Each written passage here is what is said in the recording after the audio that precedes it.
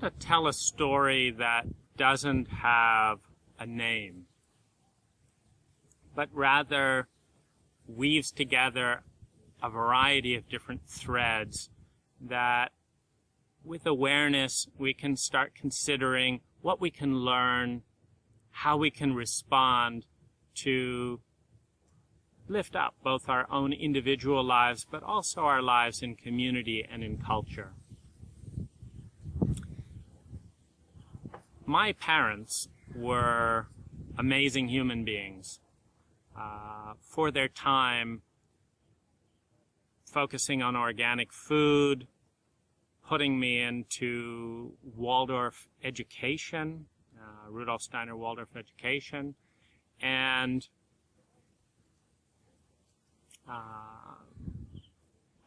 healthy, holistic environments. My father was a passive solar architect.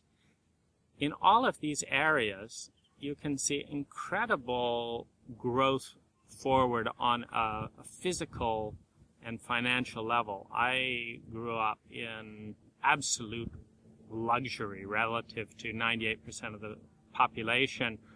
And in this environment, it was really confusing to try and make sense of why I felt so ashamed, why I felt so scared, why I felt so numb and terrified about some of the feelings I had inside, and also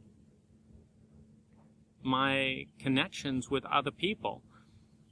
And as I've lived this dual narrative, on the outer side, growing up, starting my own business, increasing my net revenues, becoming positive, doing extensive personal growth work, taking workshops, learning about meditation and metaphysics, creating an incredibly successful life for myself that in recent years has even included 6 months of the year off to travel and write. I've been publishing a couple of books a year. So there's this narrative of the American dream and success. And there's this narrative of, on the one hand, people are telling me, I wish I had your lifestyle. You're so lucky. You're so healthy. You're doing it right, blah, blah, blah, blah, blah. So there's this narrative. But there's also this other story.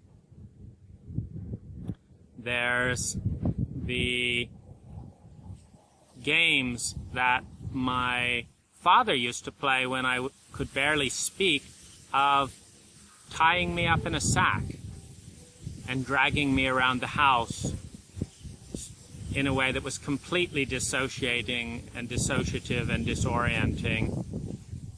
There's the kindergarten teacher at the Waldorf school, also my godmother, who would lock us up in a cellar when we're 5 years old and tell us there's witches and goblins. There's the parental control tactics of talking about monsters getting us if we don't behave. There's the whippings with a belt. There's the stories of a God that will put me in hell if I don't do what I'm told to do. There's the laughter at my terror. There's the humiliation at believing the adults around me rather than not trusting them. There's the banishment to my room. There's being beaten with a wooden paddle. There's being yelled at in absolute rage. And there's a big dog, our dog, chasing me through tall grasses when I cannot speak, and I cannot outrun it. And I'm in this constant state of high adrenal panic where I have no control over my boundaries. There's the complete chaos in a hippie family where there's no structure, there's nothing, there's no respect for culture, for authority, for boundaries through or routine. There's broken promises, there's lies, there's bribery, there's breaking the law. And there's this narrative as well, which absolutely terrified and confused and overwhelmed and left me dissociated, not knowing who to trust or how to calm down because it was so erratic. Why would your father just tie you up in a sack and drag you around the house and then think it's funny? Why today and not tomorrow? Why would you be told you're lying when you're telling the truth? For a small child going through these horrors and having no other context, because part of the Waldorf and hippie lifestyle is relative isolation. We had no TV, no radio, so there's no broader social context to check and balance some of these things. And when I tried to talk about some of these things when I was young, my fear, my terror, my hate, my anger, my humiliation, it was shamed, it was beaten, it was deflected, it was denied. The adults around me, from the Waldorf teachers to the larger community, did not want to hear this side of my experience. They wanted to instead shame me, guilt me, and chastise me into only talking about how lucky I was.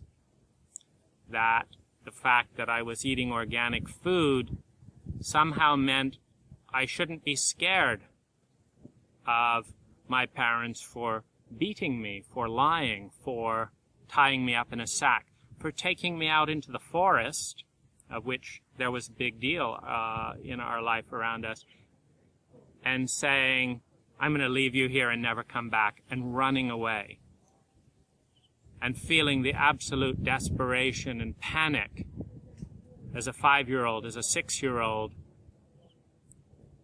for the shame and confusion in some of my earliest memories where I became the tormentor of my 4 younger siblings. And I'm starting to become self-conscious at, 4, 5, and 6 years old, and I'm watching myself torment my younger siblings, making them cry, making them laugh, playing the same power games with them that my parents played to me, and feeling ashamed and feeling that there's something really wrong with me, feeling ashamed. There's something wrong with me that I want to do this. I'm ashamed. This threatening, abusive God who sends people to lakes of fire for eternity for not doing what they're told. I mean, just think of how inhuman that is, to put that thought into a trusting and vulnerable child who wants nothing more than to please and to be accepted and be safe and to be loved by their parents, to be told that not only do your parents abuse you, terrorize you, laugh at your feelings, whip you, beat you, send you to your room when you're in trauma and terror, threaten to leave you forever. Not only do your parents do that, but there's an even bigger villain out there. There's a God. You don't do some, little bit of cross your I's and dot your T's in this little area, and you are done for all eternity. You haven't seen anything yet. There is so much terror brought into a vulnerable mind in these places that I just dissociated. I became hyper. I could not be still. It was so terrifying to be with these feelings. I had to start moving. My brain started moving 100 miles an hour. And I didn't know why, because everyone around me was telling me, you are so lucky, you're the fortunate 2%. But I didn't feel fortunate. I felt sullen. I felt depressed. I felt terrified. I felt lonely. And I felt hate and disgust that my parents regularly did things that brought up all these feelings. And then I felt I was bad, that I had these feelings. This uneasy duality between incredible good fortune, seeing it in my senses, I had a private room. Everyone's admiring my dad. Everyone's telling me how beautiful my mom looks. I've heard that 1,000 times, and using also that to deflect. If I'm unhappy, if I'm sad, if I'm confused, if I'm disgusted with something that's going on that I've watched as a pattern happening to me and then to each of my 4 younger siblings. Watching the passion with which every adult around wanted to spin it around. And no one actually invited me in to share the real horror of any of that. I couldn't speak about more than 5 to 10% before it was spun round. But look at how beautiful your mom is. Look at how successful an entrepreneur your father is. Look at how much he loves you to send you to Waldorf school. Look at how this. And so every single one of those denials and deflections becomes an insanity point, becomes a dissociate from your own feelings and look at how we look at you from the outside. This is what we see this instead. This is a dissociation. It's also a disowning. It's also a shaming. It's saying, your view doesn't count. Your confusion, your pain, your terror, your panic, the fact that you can't move out of this constantly vibrating terror doesn't count. Your numbness doesn't count. The fact that you're confused why you're hurting your siblings, it doesn't count. So this is another layer. Then the divorce. Then the game playing with the children in the middle. There was watching each of my siblings. I watched them grow up, and they were amazing human beings. But each of them was twisted and warped in a certain way, particularly with my father. My mother was just kind of spacey and, more expedient. My father had some need to twist and poke, torture on a consistent basis. And unfortunately, he was really good at it because he is and was really smart. Really smart. People were commenting, he's a genius, he's intelligent. And there's this duality because he's running a charity. He's, this amazing self-made entrepreneur. He's warm and funny and makes people laugh. He makes people feel stupid, but there's a way that this culture likes that in a condescending smart man. And so even though we as children felt like shit for always feeling, inadequate, and the skill with which no matter what we did, what we felt, what we said, we could feel like an idiot. The silencing on the emotion, the numbness. we watched him getting praised. And even when I look at his childhood and, I met his grandparents, I met my mother's grandparents, I think we got it so much better than they did. And yet there's this trickle-down effect where, in talking in a few candid moments with my father, he felt terrified out of his wits and tormented and just on the edge of insanity at times, and just desperately needing connection as a young boy and not getting that from alcoholic and dissociative and abusive parents with their own traumas. And my mother's father was one of the sleaziest, just horrible person. I would never want a young girl left with that man. So you can say we got it so much better, and we did, probably 200 to 300% better. And yet the intensity of the fear and trauma that I felt was so intense from what did come down that I found myself, almost before I had language, becoming a perpetrator on my own siblings.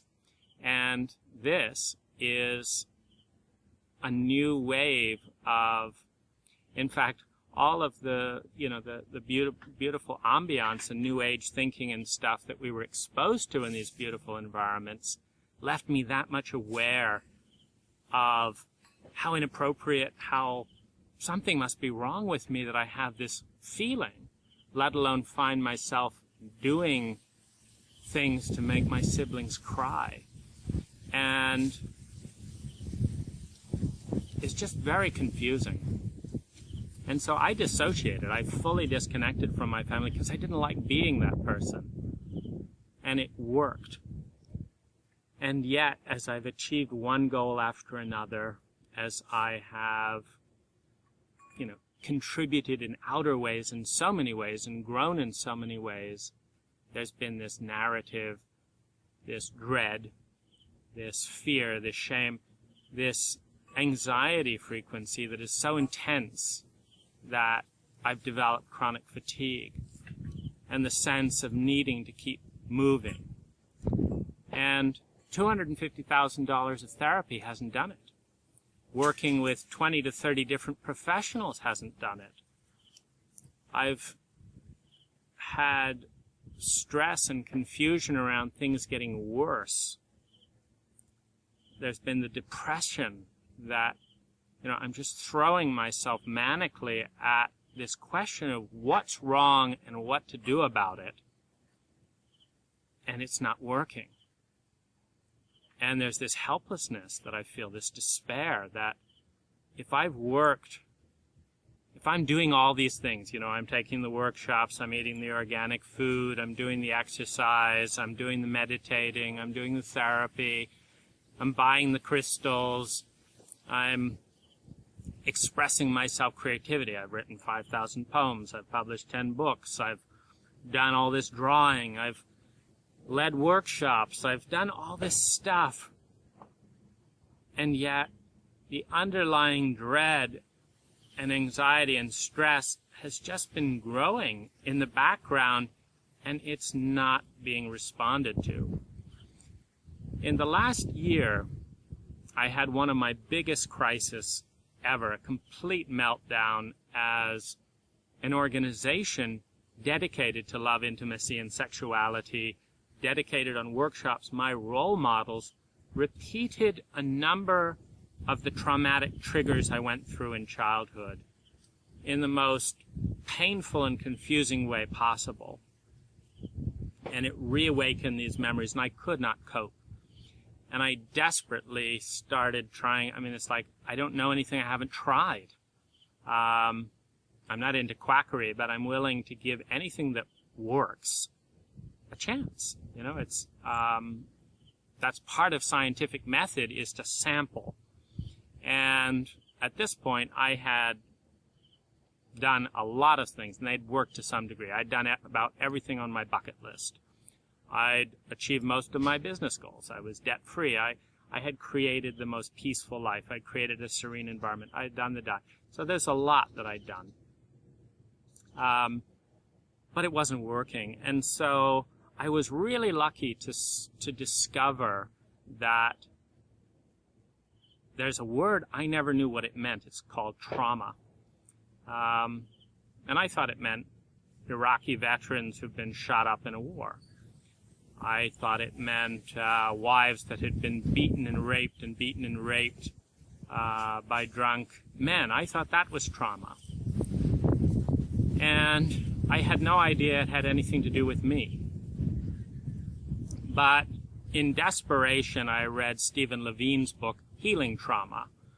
And there were one or two exercises that I put into place immediately, and I was able to calm down for one of the first time in months in this hyper revved up. And I was so revved up at that point with all these triggers and insanity going on as this organization protected itself rather than stood up for me and owned what was going on. It was just very reminiscent of parental stuff. And this allowed me to calm down for the first time. And I was actually getting sick at the time regularly because my immune system was so low from this constant hyper alert that I couldn't break free of.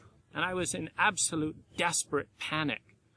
And that's one of the reasons and one of the times where it really hit home how sick it is that we have this huge American taboo around desperation, around need, around not knowing, around helplessness, and around needing to be close and feel safe. Because the more I need someone to be here with me. I need someone to tell me what's going on. I need someone who is safe, who's not got some fucked up agenda to run away, to lie, to hide, to block their own feelings. I need someone here. And the more I expressed that, the more everyone disappeared. Because this is a culture that hides from this terrain. Needs are for sissies. Emotions make you less valuable. Not knowing makes you, you should be embarrassed about that. There's all these judgments coming back at me and no support. But I ran into a young man. He recommended the book. The book helped. So I read everything I could read on trauma and PTSD. And started to, immediately there was relief because, this is the blind spot. Nobody has told me I have trauma. Nobody has told me I have PTSD. Nobody told me anything about it in working with 10 different therapists and spending $250,000. Nobody told me. They just sat and did their therapeutic and listening thing, and it didn't help. And some of them put out that it was something wrong with me. And this is just about the most painful message you can receive. When you've thrown $250,000 and up to 6 hours a week to trying to figure out, respond, do everything right, and it's not working, and being told, what's wrong with you? That is such a damaging and cruel message to someone in that state that, it became, I had, a love-hate relationship with some of these therapists because it's like, are you going to be the one who does this pattern where you're going to ask for my money, promise high results, put me through hell as I talk about some of this stuff, I'm going to get worse, and you're going to blame me, and then you're going to run off just like every other fucking person has run off, and you're going to leave me feeling like shit? Or are you going to be the one who has the guts to say, I don't know if I can help you. I don't know enough about you. This is where I'm trained. This is what I'm good at. I don't know everything. There's so much we don't know about the brain, about psychology, about shame, about trauma. And even with reading every book that I was was able to find, it's not a done deal. I mean, it's a crapshoot how to respond to some of these situations.